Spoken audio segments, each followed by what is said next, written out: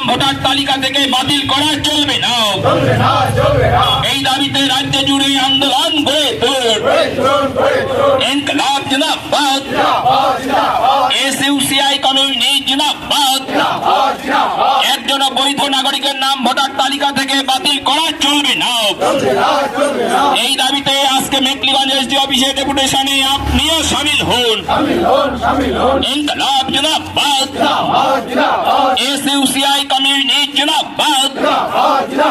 একজন বৈধ নাগরিকের নাম ভোটার তালিকা থেকে বাতিল করা চলবে না। এসআইআর নাম করে সাধারণ মানুষকে চরম হয়রানির মুখে ঠেলে দেওয়া হলো কেন? বিজেপি জবাব দাও। ইনকলাব জিন্দাবাদ, এসইউসিআই কমিউনিটি জিন্দাবাদ। এই প্রকৃত ভোটারদের নাম ভোটার তালিকা থেকে বাতিল করা চলবে না। এই প্রকৃত ভারতীয় নাগরিকদের নাম ভোটার তালিকা থেকে বাতিল করা চলবে না।